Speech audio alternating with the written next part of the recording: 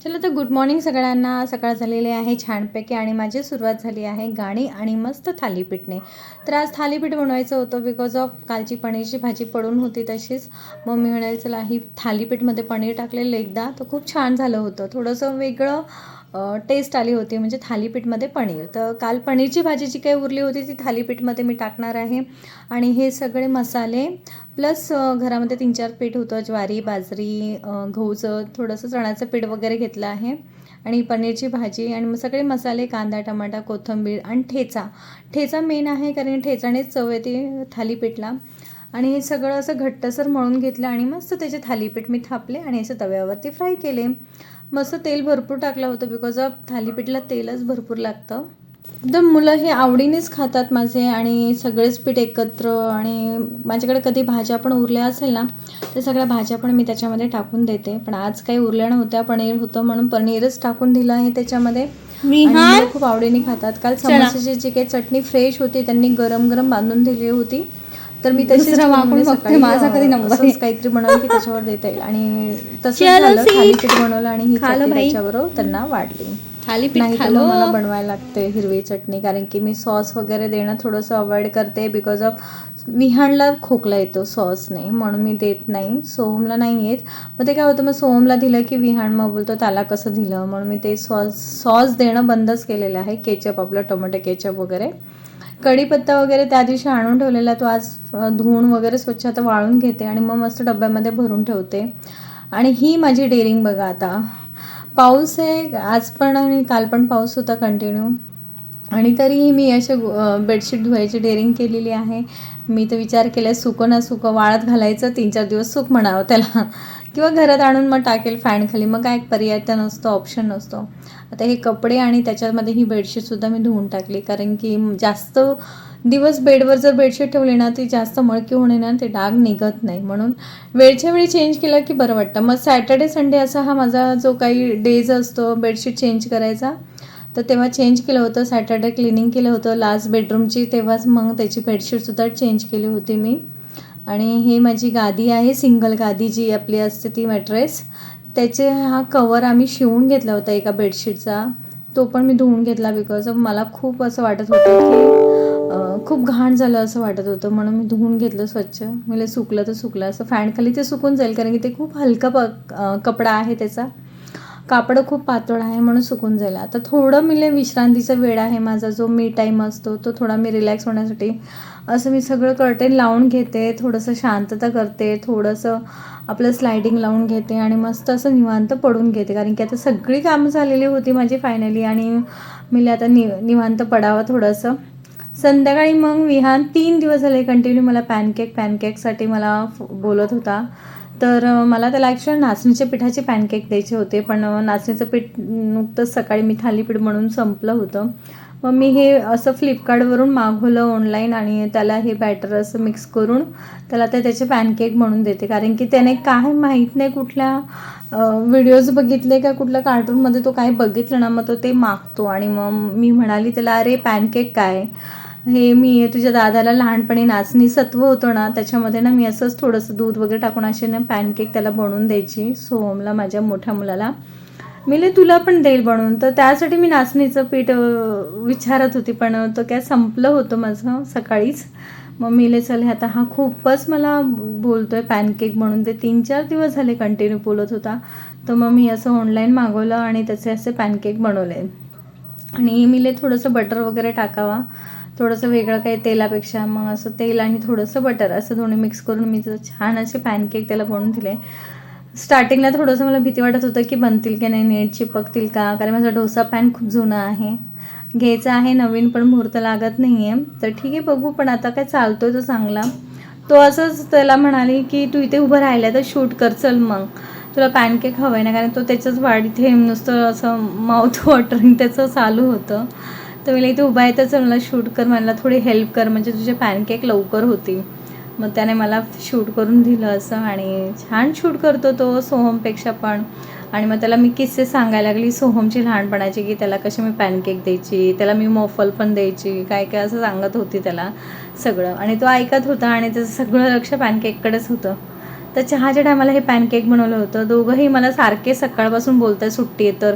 संडेला कसं आम्ही बाहेर जातो ना, तर मम्मा बोर झाले मी बोर झाले का, ठीक आहे तुम्हाला डान्स करून दाखवते. तर असं मी त्यांना डान्स करून दाखवलं की ते हसायला लागलेले. माझं सोहम खूप लाजतो जेव्हा मी डान्स करते तर. ठीक आहे, पण त्यांची करमणूक म्हणून, त्यांचं टाईमपास म्हणून मी असं कॉमेडी करण्यासाठी मी त्यांच्यासमोरची डान्स करायला लागली. मग तेवढंच विहाणा आणि सोहम माझं शूट करायला लागले. म्हणजे मम्मा तुझं शूट करतो आम्ही, थांब जरा, तर तू हे यूट्यूबवर टाक. तर मला वाटलं मस्करी करते, पण त्यांनी खरंच शूट केलं माझं हे. चला तर हे पॅनकेक रेडी आहे आणि असे बरेच पॅनकेक मी बनवले, कारण की विहाने सांगितलं होतं मम्मा मी खूप खूप खाणार आहे. आणि माझ्याकडे मला वाटतं व्हॅनिला का हनी सिरप होतं माझ्याकडे, चॉकलेट सिरप जसं असतं तसं. तर ते मी ह्याच्यावर टाकलं, असं स्प्रेड केलं थोडंसं आणि असे पॅनकेक डेकोरेट करून त्याला दिले. तर त्याला हे अजून इंटरेस्टिंग वाटलं, हे काय टाकलं मम्माने, छान वाटते. मग तो बोलला मला की चॉकलेट सिरप टाकतात मम्मा. मला हे आपलं व्हॅनिला सिरप आहे ते खा. आणि मग काय त्याने सगळ्यांना एक एक द्यायला पण तो हे करत होता की मीच खाणार. मी अरे एक एक तर ते सगळ्यांना. आणि मग त्याने असं आम्हाला सगळ्यांना एक एक दिलं आणि बाकीचे त्याने मला वाटतं 4-5 त्याने चांगले खाल्ले, असं झालं. तर हे आहेत पॅनकेक. आता मुलांना कसं काही बघून एक्साइटिंग होतात, ते असं एक्साइट होतात खाण्यासाठी, टेस्ट करण्यासाठी. चला तर नुकताच पाऊस थांबलेला, थोडासा रिमझिम चालूच होता. तर मी अहोंना सांगितलं होतं आज काय मला बाहेरची काही कामं नाही आहे, पण आपण एक राऊंड मारून आणू जेणेकरून मला थोडंसं जरा फ्रेश वाटेल. तर त्यांनी मला डायरेक्टली नदीवरच आणलं. मला काही ते ढकलून द्यायला आणलं की काय तुम्ही, तुमचं काय असं काय प्लॅनिंग वगैरे तर नाही ना की आईला इथे घेऊन जातो आणि ढकलून देतो.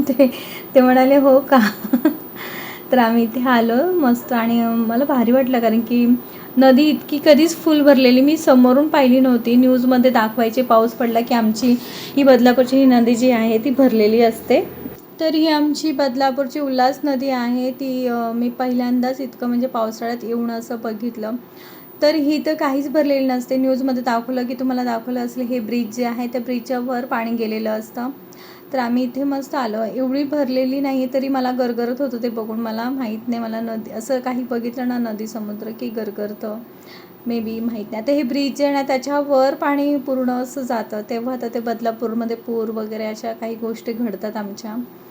तर मी तुम्हाला सांगितलं होतं ना, मम्मीचं ग्राउंड फ्लोअरचं घर होतं, तर हे असंच पाणी 3-4 वेळा तरी शिरलं असेल घरामध्ये. तर भारी वाटलं, खूप मस्त वाटत होतं, इतकं छान वाटत होतं. संध्याकाळची वेळ होती आणि रिमझिम पाऊस होता हा असा कंटिन्यू. तुम्हाला माझ्या चेहऱ्यावर दिसत नसेल, पण सगळं पाणी पडलेलं होतं, थेंब थेंब थेंब थेंब असं. आणि अहोन तर भिजायला मागत नाही, पण मला मिळले कधीतरी थोडंसं भिजलंच पाहिजे थोडंसं, त्यामुळे. आणि ते हे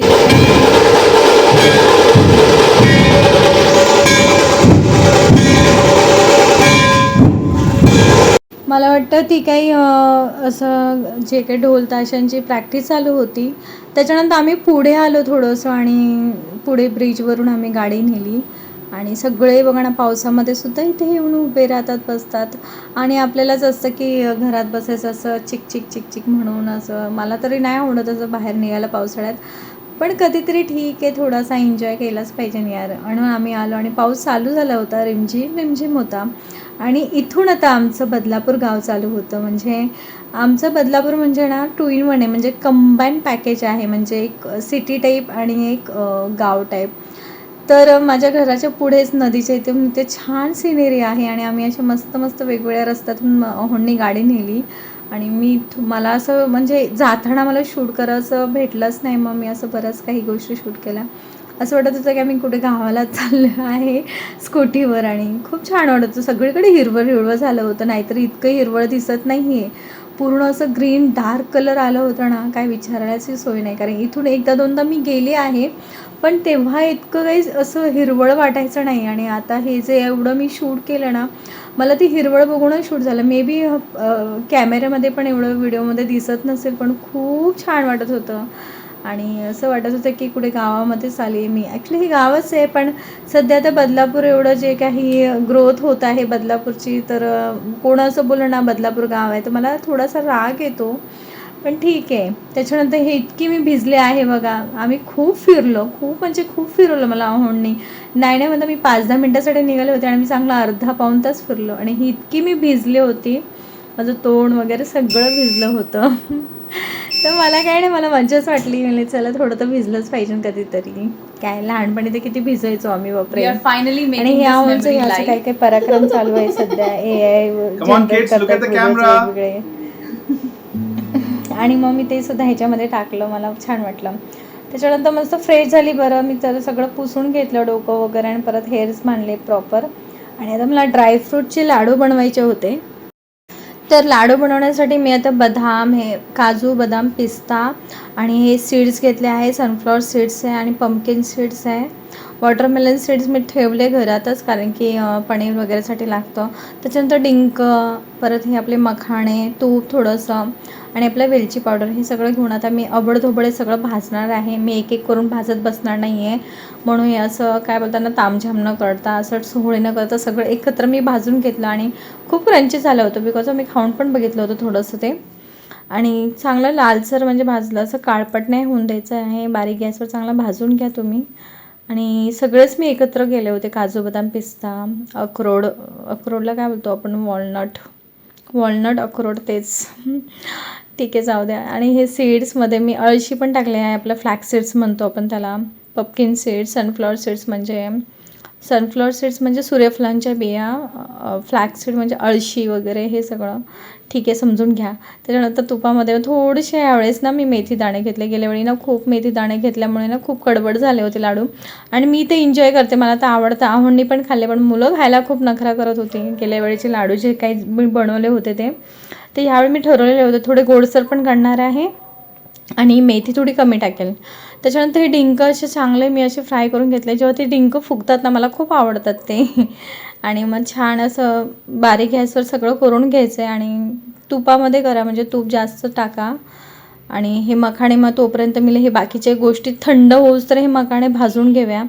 आता लाडूची रेसिपी सगळेच बरेच यूट्यूबवरती आहेत, म्हणून मी काय असं काय तुम्हाला स्पेशली लाडू रेसिपी दाखवते असं काही नाही आहे.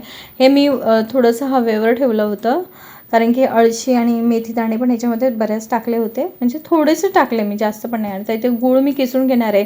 दरवेळेस ना मी हे टाकते त्याच्यामध्ये, आपलं जे असतं ना खजूर, ओले खजूर. पण ह्यावेळेस मी ओले खजूरने ना माझं म्हणजे जितकं टाकलं ना त्याच्याने गोडच नाही व्हायचं, म्हणून मी गूळ टाकणार मी ह्यावेळेस. आणि हे थंड झाल्यावर आता हे मिक्सरमध्ये वाटून घेते. अजून काय करायचं, वेगळं काही करायचं नसतं त्याच्यात. आणि मग सगळं थोडं थोडं करून वाटून घेते. थंड झालं होतं नुकतंच. आणि ह्याच्यामध्ये ना वेलची पावडर मला ना टाकायची जास्त होती कारण की मला त्याचा जो फ्रेग्रन्स असतो ना तो आवडतो. पण ठीक आहे, माझ्याकडे एकच पॅकेट होतं आणि मला खूप कंटाळा आला होता वेलची सोलत बसा आणि परत ती वाटा वगैरे, कंटाळलेली कारण की 8:30 झाले होते आणि मला अजून थोडासा स्वयंपाक पण बाकी होता माझा. आणि हे एक एक करून वाटून घेते कारण की आता पावसाळा पण आला आहे ना, आणि त्याच्यामुळे असं सर्दी होते मुलांना वगैरे. तर असं गरम आहे ना, ड्रायफ्रूट सगळे गरम असतात, हीट असते, छान असतं. आणि मुलं असं खायला ना खूप कंटाळतं. तुम्हाला विहानचा किस्सा सांगते मी एक. आता हे पहिलं मी खारीक पावडर होती ना माझ्याकडे 100 ग्राम का 50 ग्राम मी आणली होती, ती टाकली. त्याच्यानंतर आता तूप थोडंसं ना तुपामध्ये थोडंसं गूळ आहे ना असं वितळून देणार आहे. जास्त काही पाक नाही करणार आहे, पण थोडासा असा पाक करणार आहे. आणि मग हे वेलची पुडं. आता हे सगळं मी एकत्र केले आहे आणि हे थोडंसं थंड होऊस तर थोडंसं भात वगैरे लावून घेते मी तोपर्यंत. आणि थंड झाल्यावर मी हे सगळं मिक्स केलं त्याच्यामध्ये. आता तुम्हाला सांगायचं राहिलं की विहानला ड्रायफ्रूट्स दिले ना, तर विहान काय करतो, सोफ्याखाली टाक, बेडच्या पाळखे टाक. आणि जेव्हा मी साफसफाई करते की मला सगळं मिळतं, मग त्याला ओढून ओढून आता तो खायला शिकला आहे. पण मग मला असं वाटतं लाडू दिलं ते कसं सगळं एकत्र पोटात जाईल, पण लाडू खायला पण नखरे करतात मुलं. म्हणजे पण त्यांना भाजीपाला जितकं आवडीने खातात ना तेवढे ड्रायफ्रूट्स नाही खात ते. सोम तरी माझं त्याला काजू आवडतात, तर काजू मला बोलतो मला नुसतं काजू देत जा. म्हणजे हो का, असं असतं का? तर आता हे लाडू ना जेव्हा आपण बांधतो ना तेव्हासुद्धा प्रॉब्लेम होत नाही. कधी नाही होत माहिती प्रॉब्लेम. तुम्ही गूळ पाक केला ना गुळाचा, म्हणजे जास्त पण नाही करायचा पाक, नाही तर कडक बिडक होऊ शकतात. मला काही एक्सपिरियन्स नाही आहे, पण असं लाईटली मी गूळ थोडंसं पाक केला. आणि तुम्ही तूप टाका भरपूर, त्याच्यामुळे पटकन असे वळतात ते लाडू. आणि हे बघा एवढे लाडू झाले.